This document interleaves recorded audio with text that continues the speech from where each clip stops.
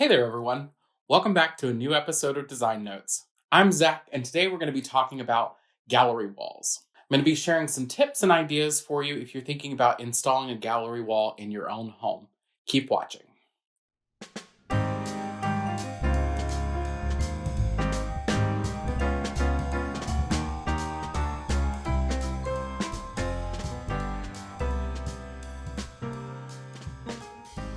So a gallery wall can either be something that's very clean and modern and sleek, or it can be something that's more collected and more curated, depending on your style. But I'm going to share with you today some tips on how you can accomplish both looks. So the first thing that's really important is having a plan or a vision for what you want your gallery wall to be. Do you want it to be something that's more modern and linear? Do you want it to be something that's more collected and curated and everything's kind of hung all over the place? Both look really good. I think it just depends on what your personal style is as to which one you choose. Having a vision, though, will help you decide where you want to go.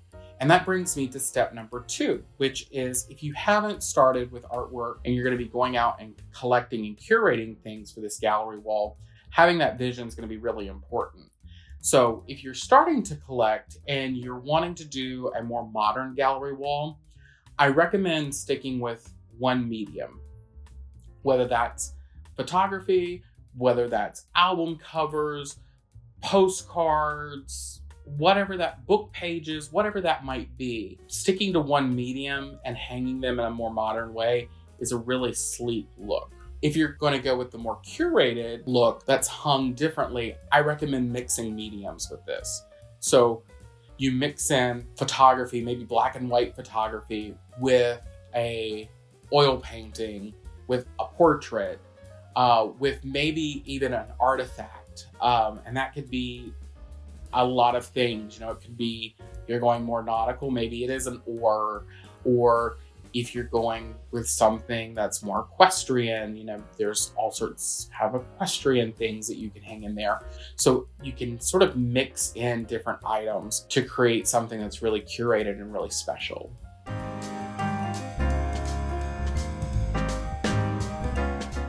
While we're talking about mixing, let's talk about frames a little bit. I feel like a lot of people get really hung up on the framing aspect of a gallery wall.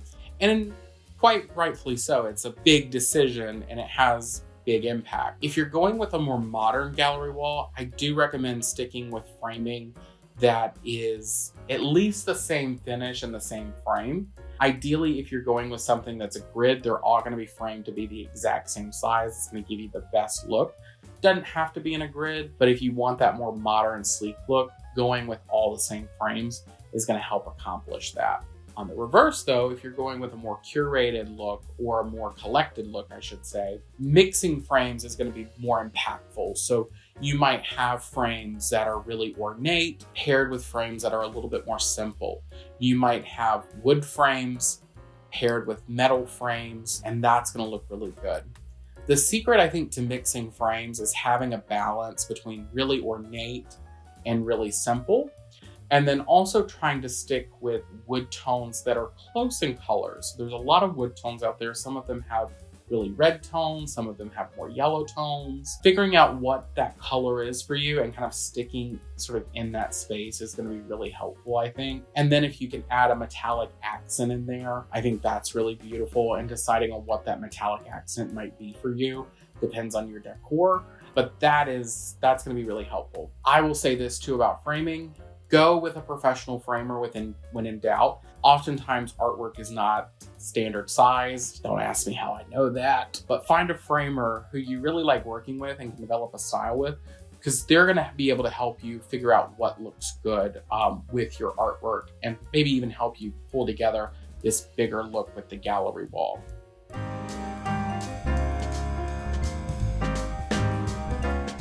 So we've talked about your vision, we've talked about collecting things, and we've talked about the frames that go in there. But let's talk about actually planning this wall out and sort of getting it up and hanging it and everything. So the first thing that you'll want to do is just, again, go back to having a plan. What is that plan going to be? I recommend assessing your wall to begin with, figuring out if you have any challenges. So maybe you have a thermostat that you need to take into consideration, or light switches, or moldings, or doorbells, or smoke detectors, or anything that is going to disrupt your wall.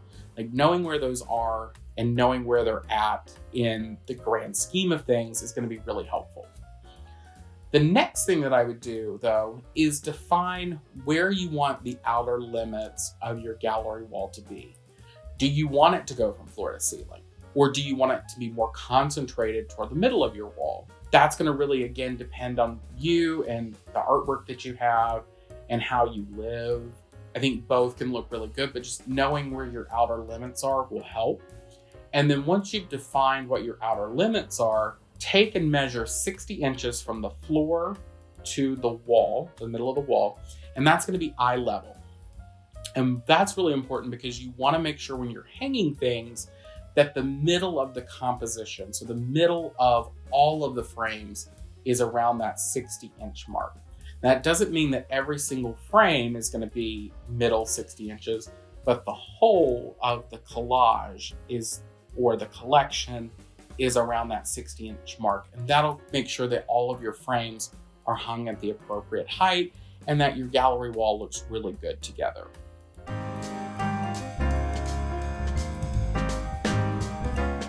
So once you've figured out where your outer limits are, where your sight line is, then you can start planning. What I like to do with a gallery wall is I like to do two things. One, I like to lay things out on the floor. And if you can do it on the floor in front of the wall that you're going to be putting it on, even better. But I like to lay everything out and figure out where things are going to go in relationship to one another. One of the things that I really strive for if I'm working on a gallery wall is I don't want too much of one thing clustered together. So that might be that I have some black and white photography and I have some paintings and prints. So I don't want all my black and white photography on one side of the wall and all my prints on the other, because that doesn't look great in a gallery wall. So, I'll select, a black and white here and a black and white there, and then I'll fill it in with a painting here and a painting there, and just kind of mixing it up a little bit. So again, that you have something that's really interesting, but doesn't have clumps of the same thing. I'll even do that with frames too. If I have a lot of different frames, I'll make sure that my frames are working together. That if I have gold frames and wood frames, all my golds aren't on one side and all my wood are on the other, or what have you. So that's really important, is just kind of having a plan and seeing how the art and the frames work together is really important. And then just moving it around on the floor till you get something that you like. Then once I have something that I'm happy with, what I'll do is I will trace out each of the pieces on paper. You can use newspaper. I use a butcher craft paper from Walmart that's pretty inexpensive, but I'll trace out the outline of the items. And then I'll use masking tape to hang them on the wall where I want them to go. This is really great because it saves you from putting a lot of unnecessary holes in your wall, but it'll also help you visualize where things are going to land on the wall. So maybe you measured incorrectly, because I do that all the time, and that painting is going to actually hit your thermostat. So then you need to readjust a little bit and recalculate, and that's okay. That's why we're doing this. And then once you're ready to hang, you can then measure right onto the template that you've cut out from the paper and know exactly where your nail needs to go. So again, saving you from doing any unnecessary damage to your walls.